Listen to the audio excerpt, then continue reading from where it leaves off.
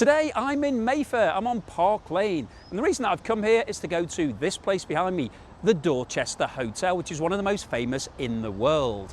Now the Dorchester Hotel has one of the most famous afternoon teas, but it's also one of the most expensive, around £110. So I'm going to check out whether or not it's worth it, and we're going to compare the Dorchester afternoon tea to the cheapest in London and see whether there is a noticeable difference. So let's firstly check out the afternoon tea at the Dorchester.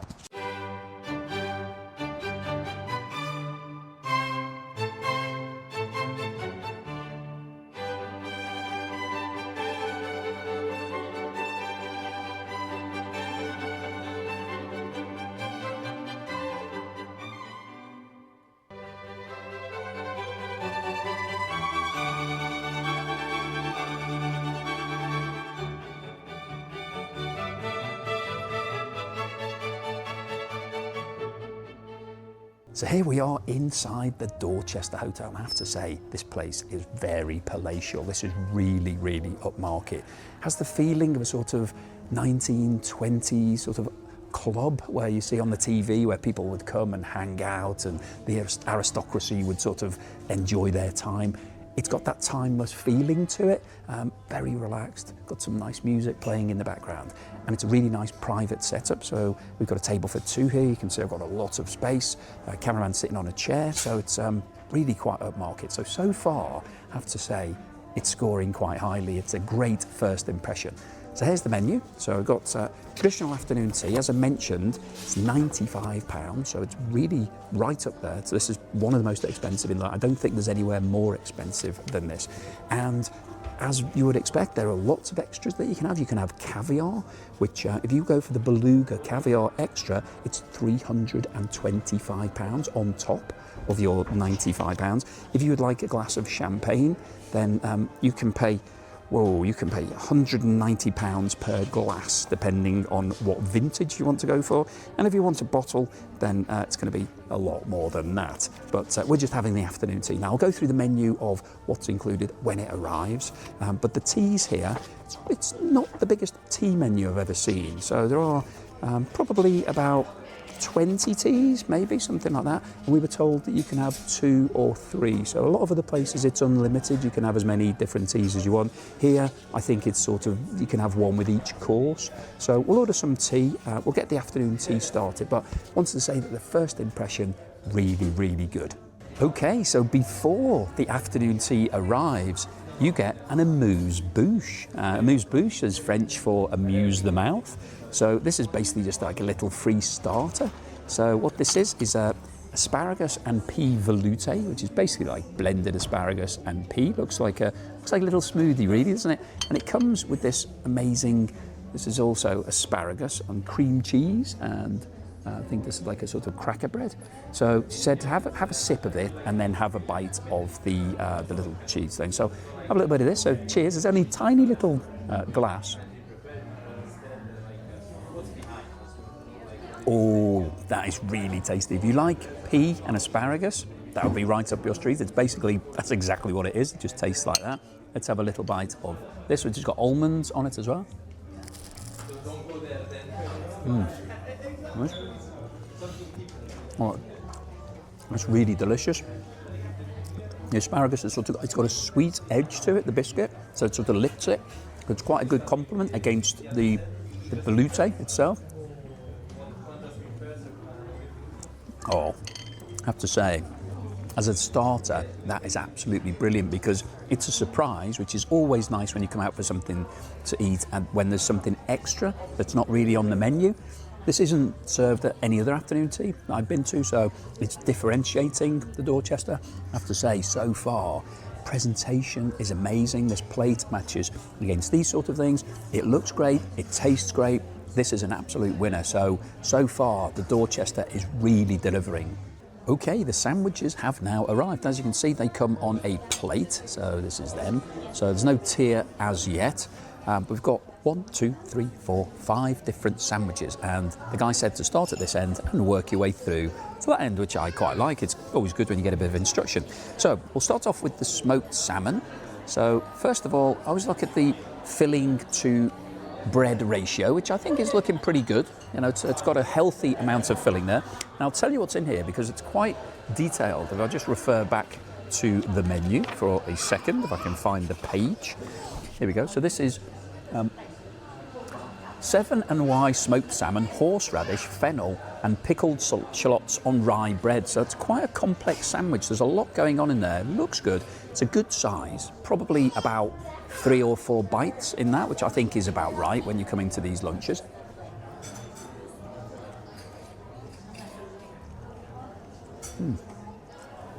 It's quite a wet filling. It's got quite a lot of moisture in there.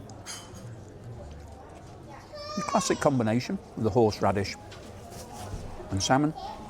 Tastes predominantly, I would say, of the horseradish sauce rather than the salmon. The salmon is just a subtle aftertaste, so really good. I don't like it if it's too fishy. It's a good start. Okay, next up we've got the classic cucumber. Well, let's have a look exactly what is in here. It is cucumber, lemon verbena and cream cheese on white bread. So once again, not a bad ratio of filling to bread.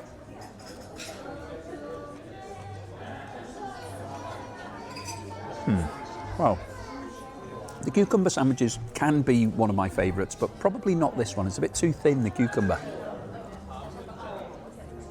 It's tasty. Not as nice as some of the other ones I've had, but it's all right. I wouldn't score them down just because of that, but it's not. There's a bit too much cream cheese and not enough cucumber for me. Now, this is one of the ones that our server got very excited about. And I'll just refer to see exactly what's in here. So it is roast chicken, French sorrel and lemon mayonnaise on malt bread. And if we look at the ratio of filling to sandwich on that, it's a pretty chunky filling. So that looks pretty tasty.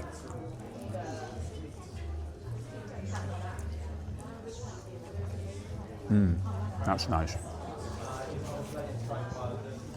The chicken isn't overpowered by anything too wet, so it's quite a dry sandwich, which I like with chicken. I don't like it if it's got too much mayonnaise on there. That's really tasty. Yeah, that works really well. That's basically like a chicken salad sandwich, but elevated to a different level. That's not the sort of sandwich that you would make at home, which I think is always a nice thing if you come out to have things that are not easy to make yourself. Okay, next up, another classic for afternoon tea, egg mayonnaise. We'll just have a look at what exactly is in here. It's a Clarence Court egg mayonnaise and Meon Valley cress on white bread. So cress is the green part of that. You can see that the filling is huge compared to the sandwich, so it's mostly filling.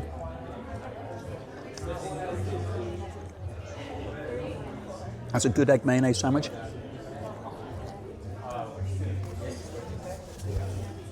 Pretty good.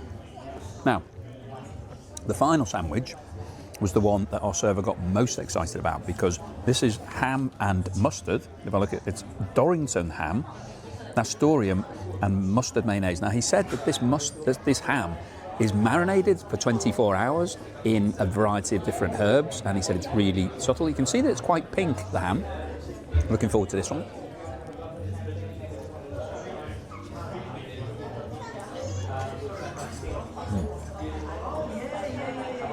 So that's real ham, so it's actually been cut off the bone. It tastes quite salty, and that works really well with the accompaniment that's in there.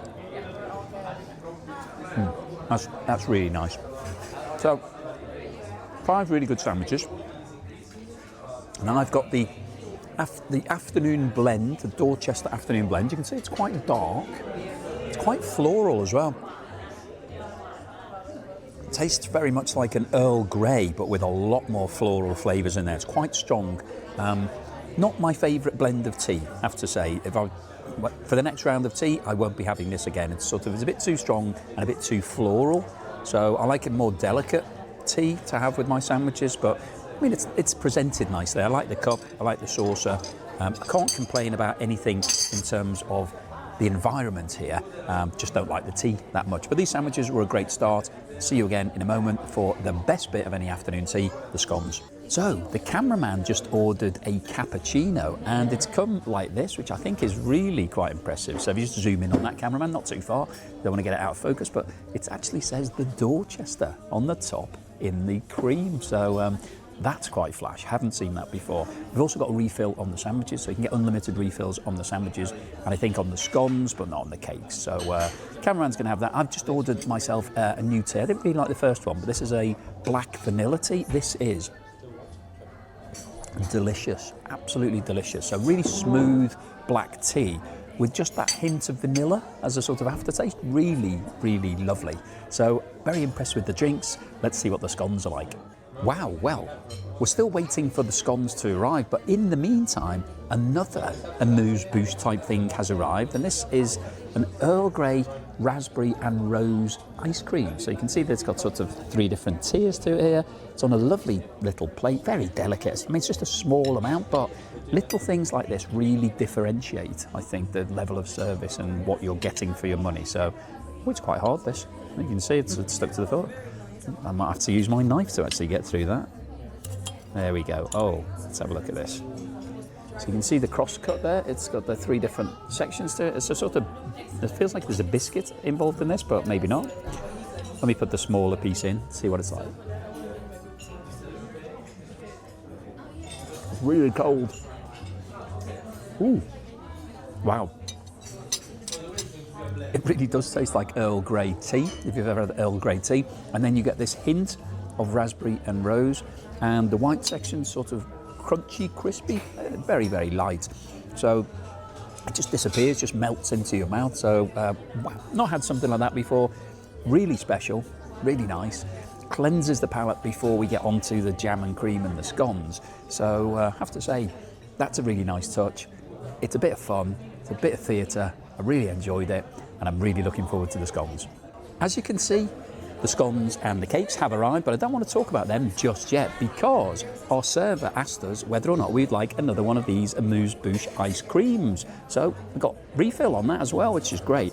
And what I forgot to mention last time is that the middle bit is a meringue. So you've got 2, it's basically like an ice cream cake sandwich, with the ice cream being on the top and the bottom and the meringue being in the middle. Now this is really quite delicious, quite delicate, a bit of fun, and if you're coming, well, why not get a refill? You might as well, it's all included in the price. So I'm going to crack on, finish my second one of these, and then we will talk about the scones. It is now time for the best bit of any afternoon tea, the scones. But just before we do that, it's the cameraman's birthday today.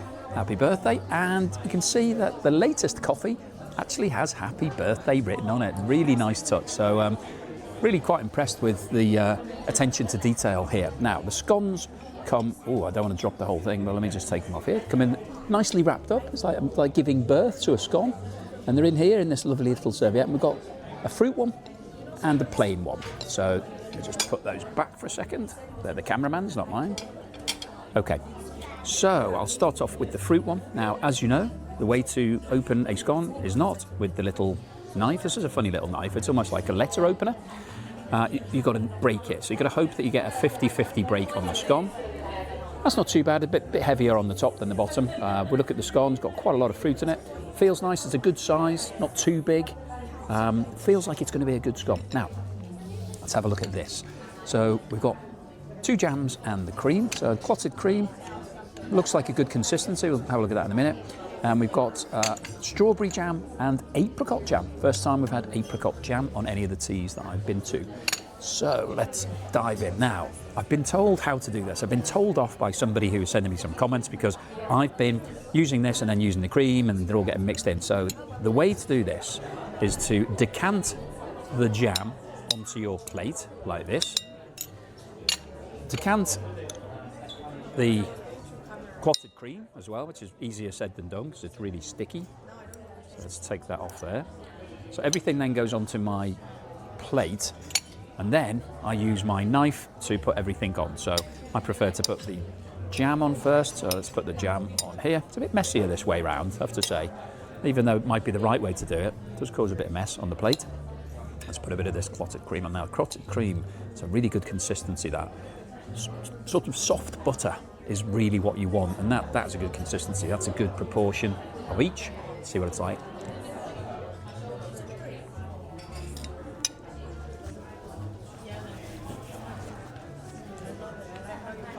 Well, firstly, the scone is great. It's a really good consistency. It's quite light, not too bready, but holds together well, so there's no sign of it actually breaking. Strawberry jam, quite delicate flavour. Nice, not too sweet and sugary, so high-end jam. Not quite as punchy and powerful as other jams that I've had, but it's pleasant. But I wouldn't say it's any better than pleasant. It's sort of, I've had really good jams recently. That one's okay. Let's see what the apricot jam is like. I'm going to see if I can open my other scone. There you go. That was very easy. Let's take some of this apricot jam, put it onto the plate, as I've been instructed to do, so that I'm not mixing any of the... You can see that all of these are still intact. There's no leakage. Let's put a bit of this apricot jam on. I'm hoping that this is going to be really flavoursome and tasty, but who knows? Good bit of cream on there. Let's see what it's like.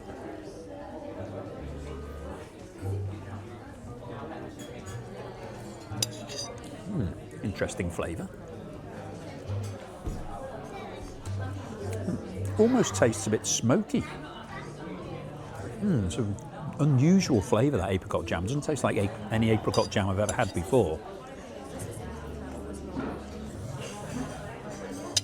Let me consult the menu to see if there's anything special in that jam, because it doesn't just taste like apricots. It definitely tastes... That doesn't say in the menu, and our server told us it was apricot jam, so I'd trust them that it is. It tastes a bit unusual. So my overall assessment here is that the scones are excellent, great size, great consistency, very light, tasty. The cream's good. The two jams, not the best jams that I've ever had. They're all right, they're okay, but I would like a brilliant jam. That's what I wanted. Everything else has been brilliant so far. The jams have been a little bit disappointing, but let me finish this. The cameraman's going to have theirs, and then we will see you in a moment for the cakes. As I mentioned, it's the cameraman's birthday, and alongside the happy birthday coffee, they've also brought a happy birthday cake, which is a really nice touch here. So let's blow this out. Let's see what's in this cake. It looks really nice. It's like a mirror glaze on there. It's got a blackcurrant, raspberry and blueberry, and sort of quite a vivid colour. Let's cut this in half. You see it's a lovely sandwich sort of sponge. It's a really nice cake actually. I think that's a really nice touch. So if you're coming in, it's your birthday or you're celebrating something, make sure that you tell them, because you'll get something similar to this, which I think is a really nice touch. I have to say, the little extras that you get here at the Dorchester are really quite impressive. It's now time for the cakes, so let me just get this off here. It's a little bit wobbly, this stand, actually. So here are the cakes. I have to say, from a presentation point of view, they look amazing. Said it before, but you can tell how good a kitchen is by how good the quality of the cakes are, and these do look very high-end. So let's go through them. I've got the details here, so I'll just run through it very quickly. So starting off, this one is a raspberry and rose baba with rose chantilly and lychee on that. We've then got a blackcurrant and vanilla tart with almond cream and violet chantilly. Battenberg pistachio cake with apricot jam.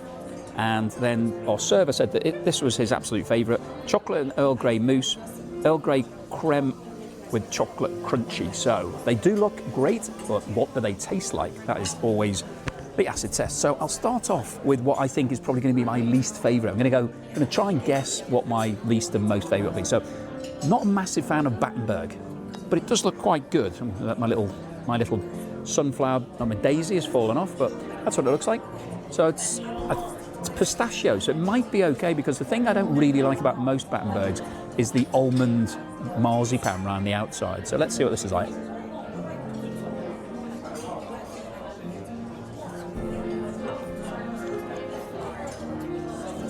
So firstly, it's still marzipan. It still tastes of marzipan. It's just green marzipan. There is a hint of pistachio from the sponge. The almond is quite nice, the almond jam.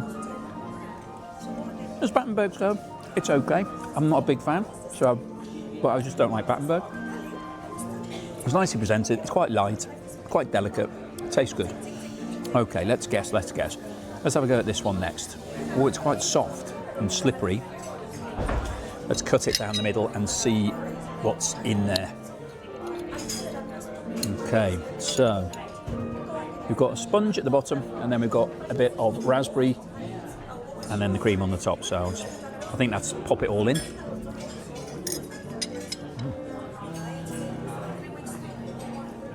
very moist. Like the sponge is soaked in raspberry juice. Very light, delicate. It's quite nice, quite a good cake. It's all right. I liked it more than I liked the Battenberg. So far, that's bottom, that's second. Let's try this tart. Looks quite good shape. Let's see what it's like when we cut it down the middle. Okay, so pretty much the same as what it looked like from the outside.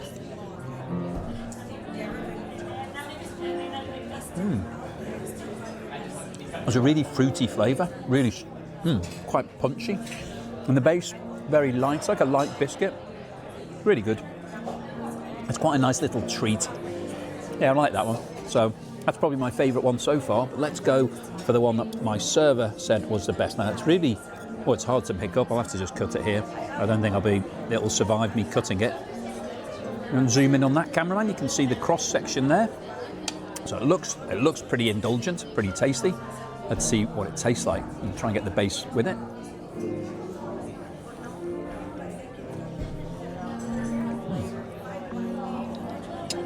It's quite a punchy, strong chocolate cream all on the top of that. Just it melts into your mouth. Really strong chocolatey flavour. If you love chocolate, you really like that. It sort of tastes a bit like a cream cake, but a bit lighter and a bit chocolatier. So all four of those cakes were really good. In terms of my favourite, probably was that chocolate one, and then this one, then that one, then that one. But all good, and a really nice way to finish off this afternoon tea. So we're going to finish up here, finish these cakes. I'll see you at the end for the bill and the wrap-up. Okay, so here we are at the end of the afternoon tea here at the Dorchester, and you can see you get a very impressive box to take home anything that you haven't eaten. Now, we got a refill on the scones, so there's only 2 scones in these boxes, but it looks quite good, doesn't it? It's quite impressive when you leave with your box. You can't get a refill on the cakes, unfortunately. So, what did I think of this afternoon? So I've got some more tea here, got some peppermint tea, which is very nice. Nice blend. So I've got the bill here. Let's talk about this and a few things that happened during this afternoon tea, and then we'll get on to the score. So here it is £95 per person. It is very expensive, and there's a 15% service charge on top of that. So that's another £28.50 on top of the £190 for the 2 of us. So the total £218.50. That is, I think, the most I paid for any afternoon tea so far. So it's definitely expensive. Was it worth it? Well, if we run through quickly, I think the nice little touches that they have here do differentiate this afternoon tea. Firstly, it's a great setting, really nice, very spaced out. You've got these relaxed environments, so it's not just a formal table that you're sitting at. It feels more like a drawing room, a sitting room, the type of thing you would have done back in the 1920s if you were part of the aristocracy, so that's a big tick. We've got a live pianist on at the moment. They come on, I think, at 2 o'clock, so that's been great. There's been no rush in terms of you don't have a specified amount of time at the table, so that's all very relaxed. So there's a lot of really big positives here, and this hotel is amazing, and they've got lots of staff. It's been great. The other little extras that they added during the meal, we had an amuse-bouche to start with. So we had that pea and asparagus velouté with the little biscuits. That was a really nice touch. We then, later in the meal, before the scones, we had the ice cream sandwich with the meringue in the middle. That was really a nice extra as well. And we got an extra one of those. So those were brilliant touches. In terms of the food itself, I think the sandwiches were okay. They weren't the best sandwiches I've ever had. There wasn't anything special in there. I like it when you have an afternoon tea where they have maybe a tart or a bun or something a bit different, but just to mix it up a bit visually and also taste-wise. So that could have been, they could have done better with that. And I think the sandwiches were just a bit average. None of them really blew me away. So sandwiches were all right. The scones themselves were good size, good shape, good consistency, nice and light. But the jams were a real letdown. They were probably one of the weakest set of jams that I've had of any afternoon tea, so really disappointed about that, because it's not difficult to get a good jam, whether you're making it yourself or buying it in. Just get better jams with nicer flavours, so could do better on the jams. In terms of the desserts, it was a good spread. They were pretty good. They looked good. They tasted all right. They weren't the best cakes I've ever had, but they were pretty decent. And the teas, we had a good variety of teas. Now, 2 issues I'd like to highlight. Firstly, The server that we had started off very attentive, but then seemed a bit disappointed that we didn't get any extras like champagne or drinks or cocktails and sort of thing, and then became a bit elusive. It was quite difficult to get hold of. We were sort of waving, waiting for him, trying to catch his attention, to change our plates, to get some refreshments on the sandwiches, those sort of things. So the service sort of waned a little bit, and then just to make things worse, at the end when we got the bill, he said, "Oh, I've got to leave now, but I'll give you the bill." So he gave us the bill and then he left. And on the bill, they charged us extra for 2 teas, and that was the Dorchester Afternoon Blend, which was a standard tea on the menu. Got charged £9 extra for that, and another £9 for a jasmine tea that the cameraman had. So that was £18 plus 15% service charge. So an extra £20. Obviously, I challenged it, and somebody's changed it, so it's been removed from the bill now. But worth keeping in mind if you're coming, just make sure no cheeky little extras have been added to the bill. So that was a little bit disappointing. So overall, I think this was a great experience. It's a really nice place to come to. It's really special. It's definitely up there. It is expensive. It's, you know, it's super expensive. It's probably worth it overall. I think it's a great experience. There are better ones in my view, but it's right up there. It's definitely in the top bracket. So what's my score for the afternoon tea here at the Dorchester? Given everything that I've just said, I'm going to give it a very solid 8 out of 10. I don't think it deserves more, I don't think it deserves less. 8 out of 10, still a really good score, still definitely worth coming to. I would definitely come back here. It was a good one, but I think given the price and some of the little issues that we had, I'm scoring it down a little bit. They could do better with the sandwiches, definitely could do better with the jam, and the service could be sharpened up just a little bit. Okay, so we've now had the most expensive afternoon tea in London. Let's have a look at what you get for the cheapest option. Today I'm in central London. You can see the London Eye behind me. I'm at London's South Bank. But I'm not here to go on the London Eye, I'm here to have afternoon tea. Now, if you follow the channel, you'll know that I absolutely love afternoon tea. I've recently been to the Ritz and to Harrods, but today I'm not going to a posh hotel or a posh restaurant, I'm actually going to the pub, because there is a pub chain in the UK called the Slug and Lettuce that does afternoon tea. So let's go and see what afternoon tea is like in the pub.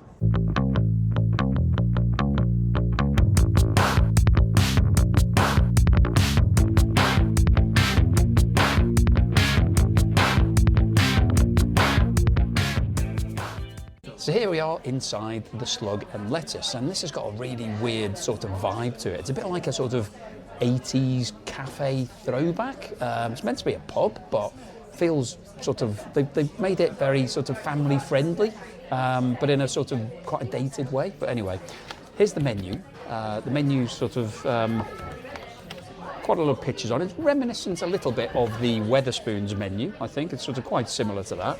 And similar sort of pricing, sort of relatively good value, nowhere near as cheap as Wetherspoons.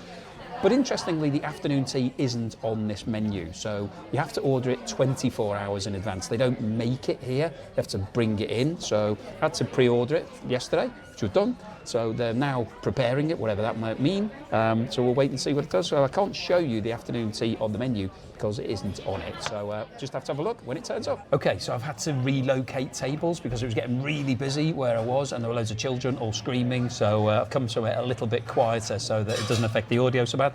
So the tea from the afternoon tea has now arrived.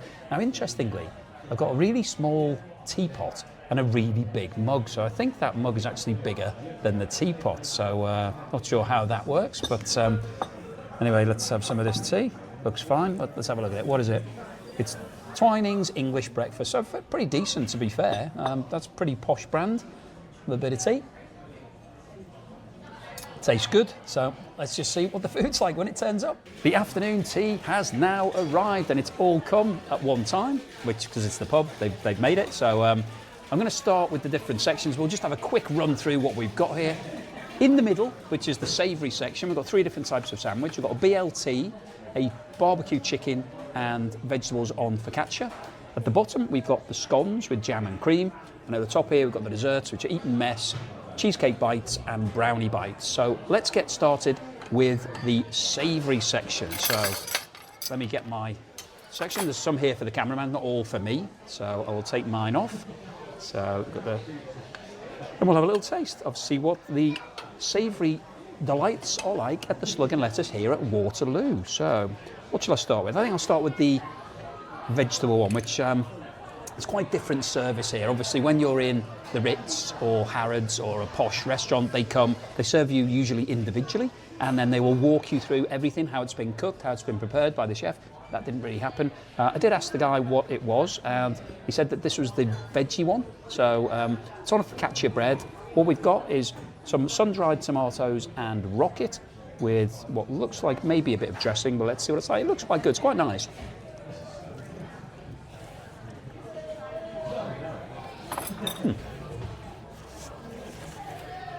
To be fair, those sun-dried tomatoes are really tasty. Bread's a little bit soft, but overall, for a sandwich in a pub, it's quite good. Quite like that, actually. That's really tasty. Right, I'm going to dive into this barbecue chicken brioche. And the brioche feels a bit hard on the top, nice and soft on the bottom. What have we got inside? We've got barbecue chicken, some rocket lettuce, and a little bit of dressing, a bit of mayonnaise, I think. Quite well filled, quite decent size, quite big. It's a bit hard on top. I don't know whether that's stale or not. Let's see.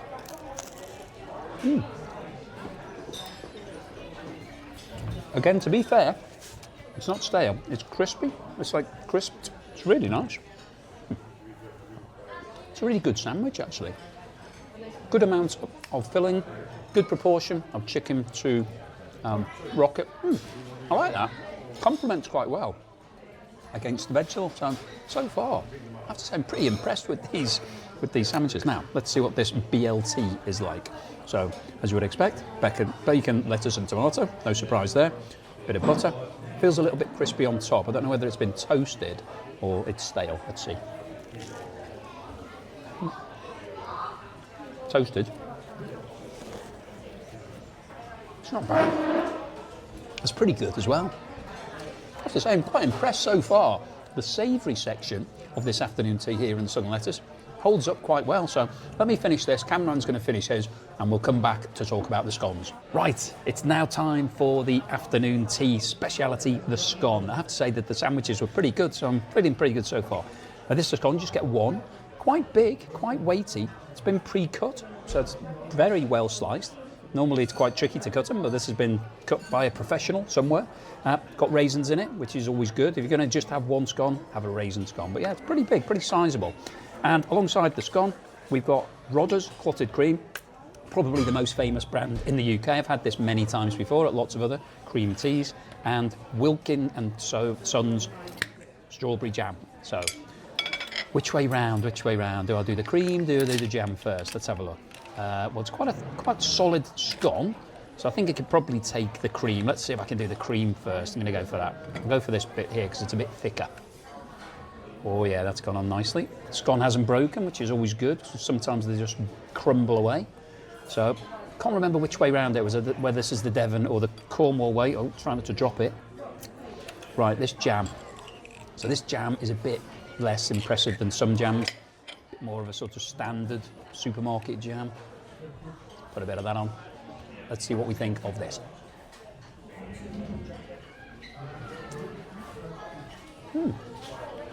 The scone is pretty good. Not warm, so if you go somewhere posher, they probably warm it up for you. But it's quite nice. It's a bit thick actually. It's maybe a little bit doughy. Let me just have another bit. It's quite thick. Not bad. I have to say, pretty good. But one of the problems I've got, I don't think I've got enough jam. I've got plenty of cream, got a really big scone, a bit skinny on the jam.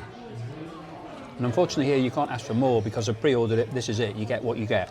Well, I'm going to crack on. Going to have the rest of this scone. Cameron's going to have theirs. I'll give you a full update once I've eaten it, and then we'll see you for the desserts. Okay, so I've now finished the scone. What was it like? Well, it wasn't bad actually. It was quite tasty, quite big, and there was enough jam to go round. So I withdraw my previous statement about the jam. Okay, let's get on to the desserts. Now, we've got 3 different desserts here. Let me just pull this down. So the big one is Eton Mess, which is a classic English dessert. So it's basically cream with meringue and a little bit of strawberry. Very, very light, that is. Then got a cheesecake bite, very soft actually. Let me just pull that over into there so you can see it. Very soft. And a brownie bite. So, oh, I flipped mine over. So compared to the usual afternoon cream teas, it's a bit disappointing on the dessert front. Usually you get some very extravagant cakes. These are fairly standard sort of bites, but let me try, I'm gonna have the eat and mess last. I'm gonna try this brownie bite. So, looks pretty decent. It's got a bit of chocolate sauce on the top. Not bad. It's okay. Similar to what you get from a supermarket. Quite chocolatey. Yeah, it's a little treat. Not quite as exotic as some things, but it's all right. Now, this cheesecake, I'm not sure what this made of, but it's very, very soft. It's like a mousse. I'll have to eat all of that because it's so messy. It's like a chocolate-infused cheesecake mousse. Again, quite nice. Not the sort of thing that I would buy from the shop, but it's all right as a sweet treat. Now let's try this eat and mess. Now, it's in a plastic glass, and this is so light. I think this is probably just aerated cream. So that's just cream with a little bit of meringue on the top. I'll get a bit of strawberry, try and get the full flavour extravaganza.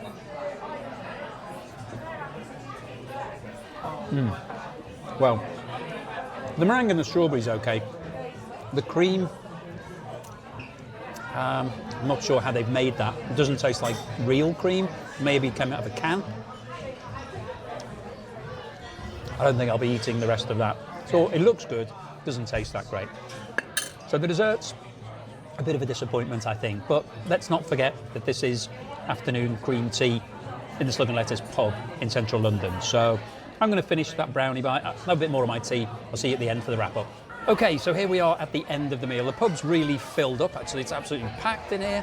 So it's quite a good atmosphere, it's quite a nice place. Good location, central London. So what was the afternoon tea at the Slug and Lettuce like? Well, I've still got my tea here. The tea was actually one of the best bits. Let's go through each individual part, and then we'll talk about the bill, and then I'll give you my final score. So the sandwiches, they were okay. They're pretty tasty.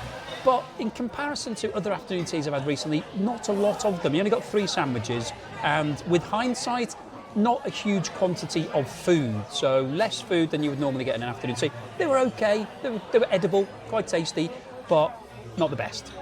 The scone, you only got 1, and now most afternoon teas you get 2 scones. You usually get a fruit one and the standard one. Only got a fruit one. It was quite big, but it wasn't super fresh. It was all right, and not quite enough jam for me. Cream was okay. But overall, it was all right. It was okay, but not amazing. The desserts. Now, you can see that the desserts, we've still got a full complement of desserts here because the cameraman turned his nose up at all the desserts, decided he didn't like them. I didn't really like mine either. I didn't eat that eat and mess. Did the 2 things. They were a bit weird. I think the desserts are the big failing of this afternoon tea. Usually, the scone and the desserts are the highlight of the tea. You come away looking at the amazing desserts, eating them, talking about them. I'm not going to be talking about these desserts in a positive way going forward, so they were a bit of a letdown.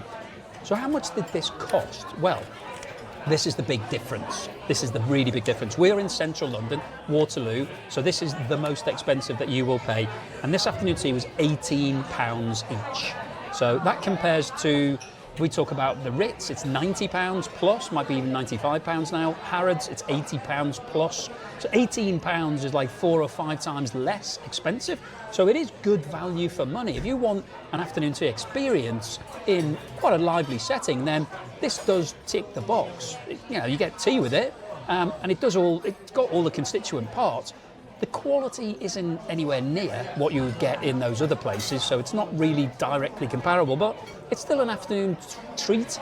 It's a bit of fun. It's a nice conversation piece. You can go through it piece by piece, and it's quite nice to do. So overall, I think it's worth considering. It's presented quite nicely, and the staff are very nice. You don't have to pay any service charge. So if I was at the Ritz, I'm going to get charged 12.5%, 15% service on top of that. Because you're in a pub, you don't have to do that. It's discretionary. You do what you like. You do get a few kids in here screaming, but that's by the by. So overall, it's not a bad option.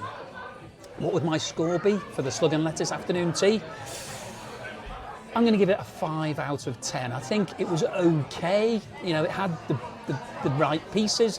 just the pieces weren't that great. So I wouldn't come back and have it again, but it was definitely worth trying. It was a good experience. It's fun coming to the pub, have an afternoon tea. If you're coming to London or anywhere in the UK where there's a southern lettuce, look it up. You will have to book it the day in advance though. You won't be able to buy it on the day. It's only pre-order. So, but it's pretty cheap and it's quite good fun. Okay, so now you've seen the difference between the most expensive afternoon tea in London and the cheapest. So clearly there's a difference in terms of the quality of the products that you're getting there.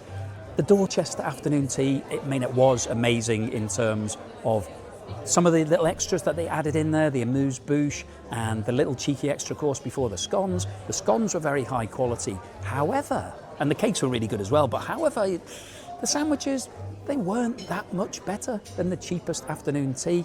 And the jams, well, you know, they probably weren't that much better than the one that I got at the very cheapest afternoon tea. So for the price that we paid, is it worth it? Is it worth paying all that more money just to have the experience in the Dorchester, or are you better off going for the cheaper end of the market? Well, I'll leave you to make your own conclusion on that. Sometimes you get what you pay for, sometimes you get better value, and I think there's an argument at both ends of the spectrum, but I thought it'd be interesting to have a look at the most expensive in London and the cheapest in London, just to give you just to share with you what that looks like and see whether or not you want to fork out for the really expensive one, or if you're happy just to have a cheap and cheerful experience. So thank you very much for watching this video. Hopefully you've enjoyed it. If you have, please give me a thumbs up. Please subscribe to the channel. I'll see you again on the next meal.